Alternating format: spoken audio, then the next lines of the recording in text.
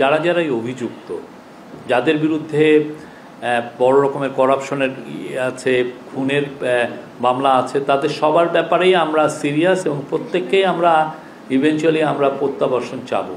তাদেরকে বাংলাদেশের আইনকে ফেস করতে হবে, তাদেরকে আইনের আওতায় আনা, সেটা আমাদের কেন, আমি মনে করি আমাদের পরবর্তী যে কোনো গভর্নমেন্ট সবার জন্য এটা একটা নৈতিক দায়িত্ব।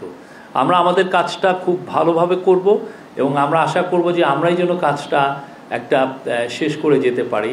আর যদি আমরা এটা আমাদের সময়ে না করতে পারি, আমাদের নেক্সট জেনারেশন, আমাদের যারা নেক্সট গভর্নমেন্ট আসছে তারাও এই কাজটাই করবেন। কেননা এরা বাংলাদেশের মানুষের টাকা চুরি করে নিয়ে বাইরে যে মৌজ ফুর্তি করছেন, অবশ্যই আমরা তো তাদেরকে ফেরানোর একটা আমাদের এটা একটা নৈতিক দায়িত্ব এবং এই কাজটা আমরা করব।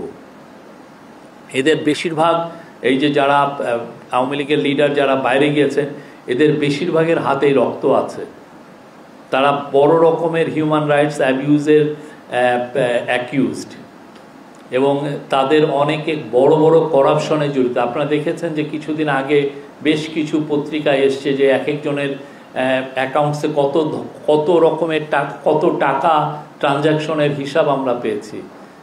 আপনার অ্যাকাউন্টসে তো 1 কোটি টাকার ট্রানজ্যাকশনও দেখা যায় না, অথচ এক একজনের 800, 900, 1200 কোটি টাকার ট্রানজ্যাকশন। একটা সরকারি কর্মচারী, একটা সরকারের মিনিস্টার বা একজন সরকারের যিনি সেক্রেটারি, উনি কত টাকা পান? আমাদের চিফ অ্যাডভাইজার ওখানে যাচ্ছেন আর্থানা সামিটে জয়েন করার জন্য। তার অন দ্য সাইড লাইন অনেকগুলো মিটিং হবে। এই মিটিংগুলো আসলে সত্যি হতে কাতারের সাথে যেটা আমাদের পারস্পরিক যে সম্পর্কটা, এটা আরও নতুন উচ্চতায় নেওয়ার জন্য। আপনি জানেন কাতার খুব ছোট দেশ হলেও মিডিল ইস্টে তার অসম্ভব একটা ইনফ্লুয়েন্স, এবং কাতার গ্যাসের ক্ষেত্রে ওরা ওয়ার্ল্ডের পাওয়ার হাউস। তো আমরা চাই কাতারের সাথে আমাদের সম্পর্কটা আরও সুদৃঢ় হোক, আমরা যাতে তাদের সব ধরনের এনার্জি কোঅপারেশন করতে পারি এবং তাদের থেকে আমরা প্রচুর ইনভেস্টমেন্ট বাংলাদেশে আনতে পারি এবং কাতারের যে শ্রমবাজার সেখানে যেন আরও বাংলাদেশি যুক্ত হতে পারেন, এগুলো আমাদের ইচ্ছা। এবং এই বিষয়গুলো অনেকগুলো মিটিং হবে এবং আমাদের এই কথাগুলো বারবার আমরা বলবো।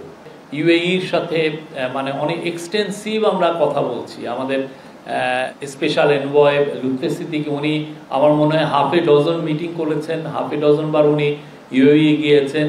এই ইউএইর মার্কেটটা যাতে আমাদের জন্য মুক্ত হয়, আমাদের জন্য আরও আমাদের শ্রমিক তারা বাংলাদেশ থেকে নেয়, সেই বিষয়টা আমরা দেখছি।